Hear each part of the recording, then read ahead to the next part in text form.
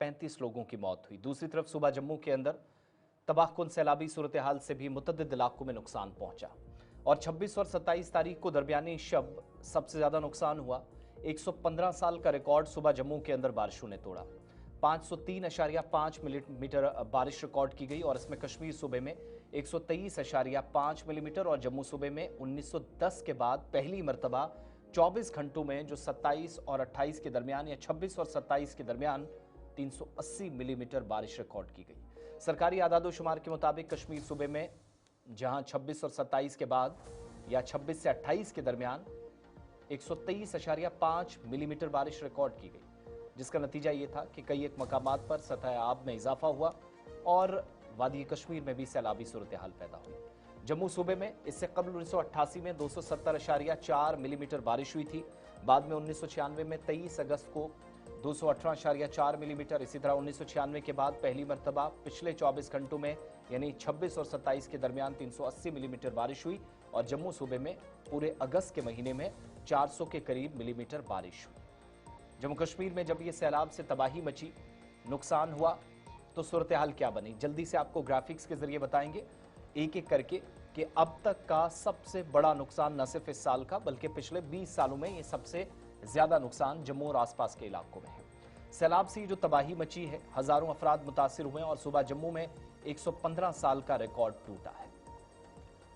साथ साथ ये भी पता चलता है कि अगस्त 26 और 27 को सिर्फ 24 घंटों में 380 मिलीमीटर बारिश रिकॉर्ड की गई और कटरा में भारी लैंडस्लाइडिंग के नतीजे में 35 लोगों की मौत अपने आप में एक सानहा है। सैलाब में 4 अफराद बहे, डोडा से इतलात मिली, किश्तवाड़ से इतलात मिली। 26 सीआरपीएफ जवानों समेत 86 अफराद को फौज और फिजाइया ने जम्मू के इंटीरियर बेल्ट में हेलीकॉप्टर्स और बाकी गाड़ियों के जरिए यहां से निकाला, उन्हें बचाया। सुबह जम्मू में 7000 से जायद मकानात तबाह हुए, 100 कुएं और ट्यूबवेल तबाह हुए, तवी पुल को नुकसान पहुंचा।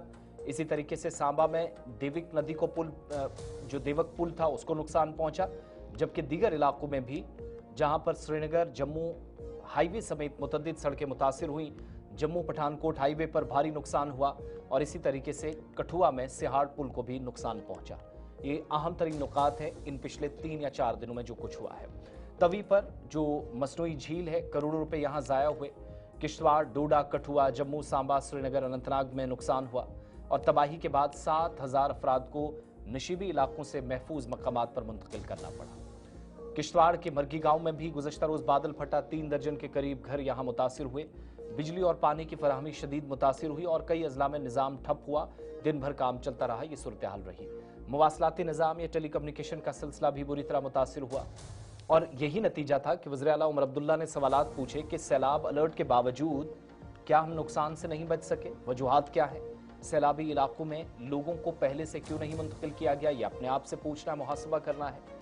बार बार नुकसान उठाने वाले नशीबी इलाकों को के अंदर जो लोग हैं, जो मकीनी हैं या जो शहरी हैं, उन लोगों को महफूज मकामात पर मुंतकिल किया जाएगा। ये साथ साथ अनाउंसमेंट भी हुई और वार्निंग के बावजूद हुकाम सुस्त क्यों है, सवालात उठे। और इस तबाही के बीच हमने ये भी देखा कि कई तरह की चीज़ें जो हैं वो एक दूसरे से पूछी जा रही हैं, जिम्मेदारी एक की या दूसरे की, एक दूसरे को बताने की कोशिश है।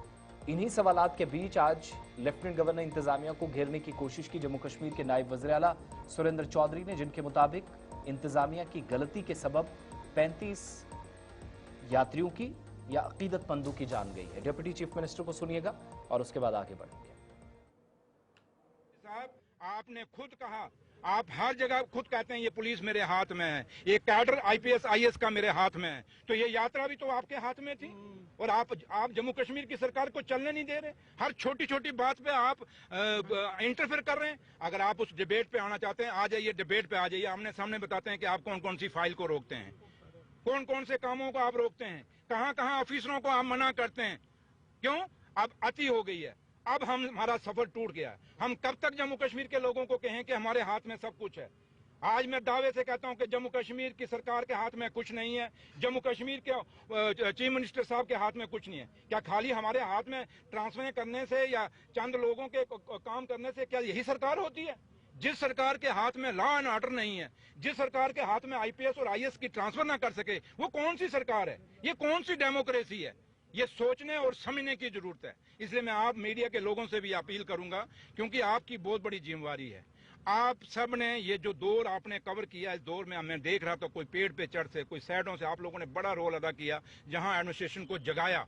मीडिया ने लोगों को, ये आपको ये एडमिनिस्ट्रेशन कहे कि हमने लोगों को वहां से निकाला, नहीं, ये मीडिया ने अलर्ट दिया, आप लोगों ने अलर्ट किया, तब जाके वहां एडमिनिस्ट्रेशन पहुंची है। लेकिन कुछ अच्छे ऑफिसर भी थे जिन्होंने काम किए हैं, उनकी भी हम तारीफ करेंगे। लेकिन ओवरऑल ये है कि आज जम्मू कश्मीर में एक टोटल मिसमैनेजमेंट है, जहां कोई सुनवाई नहीं, जहां 2 सरकारें जब चलेंगी तो वहां आप क्या उम्मीद करेंगे। इसलिए माता वैष्णो देवी के चरणों में जो हुआ है उसके खिलाफ कड़ी से कड़ी कार्रवाई होनी चाहिए। जिन लोगों ने भी यात्रा नहीं रोकी और जो लोग इसके लिए जिम्मेवार हैं और जो लोग इनके ऊपर कुर्सी पे बैठे हैं, मैं ऑनरेबल प्राइम मिनिस्टर साहब को, ऑनरेबल होम मिनिस्टर साहब से अपील करूंगा कि इस यात्रा के ऊपर ये 35 जानें गई हैं कि मजाक नहीं है। इसलिए सख्त से सख्त कार्रवाई उन लोगों के खिलाफ हो जो इस बंदोबस्त के इंचार्ज हैं। एलजी साहब, आपने खुद